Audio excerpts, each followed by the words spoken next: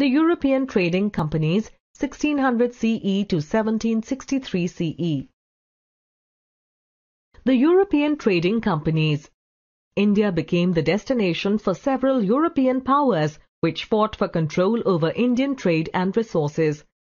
The first to reach India were the Portuguese, who established settlements in Goa, Daman and Diu in the early 16th century. They were ousted from most of their possessions in India because of competition from the Dutch and the British. After intermittent wars and an agreement with the English, the Dutch East India Company gave up all claims to India. The Dutch East India Company. The Dutch East India Company was established in 1602 CE in Netherlands. The company conducted trade with Asian countries such as India for silk, textiles and spice.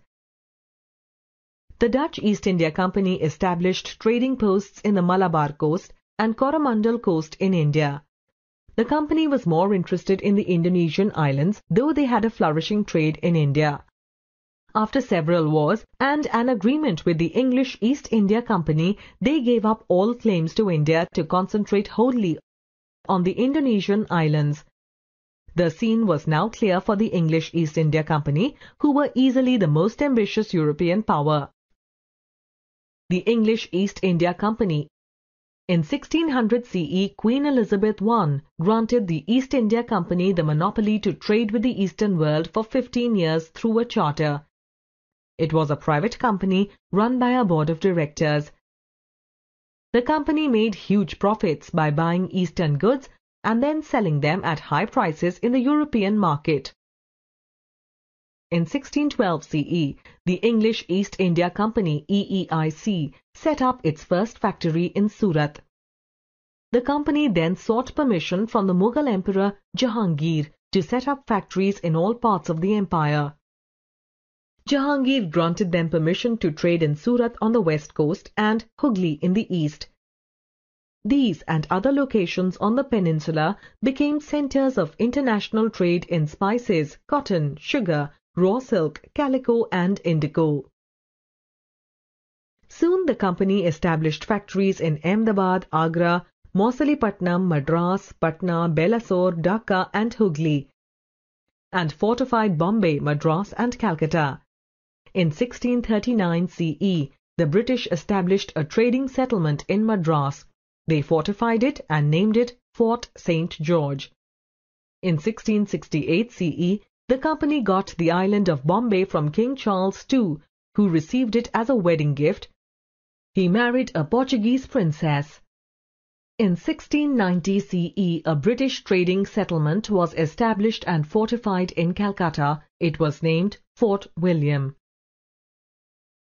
Madras, Bombay and Calcutta became the headquarters of the British settlements in the southern, western and eastern regions. Each of these headquarters, known as presidencies, was placed under the charge of a governor. From the beginning, the objective of EEIC was not only to have free trade in India, but also to maintain a monopoly. In 1717 CE, Mughal Emperor Farrukh Siyar granted the EEIC the right to carry on duty-free trade in Bengal, Bihar and Orissa. The company made enormous profits. In the course of time, the company began to interfere in the local politics of the Indian rulers for territorial, monetary and political gains.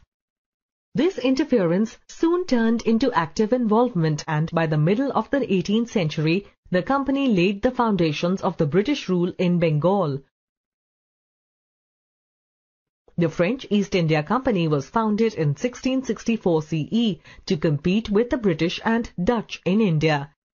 It was a government-controlled company, and the French government dictated its policies. The company established itself in Chandarnagar, Mahe, Karaikal and Pondicherry on the eastern coast and Mauritius in the Indian Ocean. Dupleix, the Governor-General at Pondicherry, played a major role in the expansion of French power in India. The Carnatic Wars. An intense rivalry developed between the British and the French to establish a trade monopoly in India.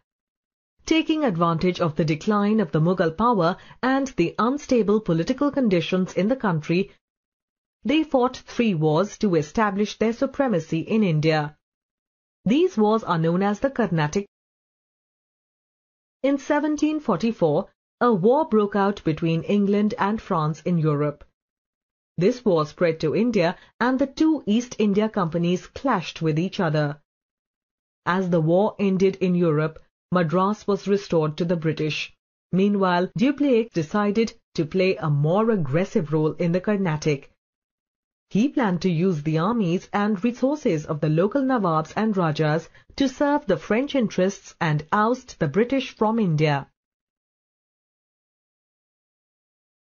In 1748, the French power in Carnatic was at its height. The British, however, wrested this power due to the bold plans made by Robert Clive. He managed to capture Arcot, the capital of the Carnatic, and besieged it. Thereafter, the British had control over the Carnatic and French ambitions in India were thwarted. The Third Carnatic War was an extension of the 7 Years' War in Europe.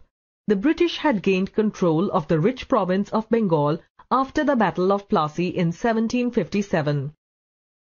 The French were handicapped by a constant shortage of funds.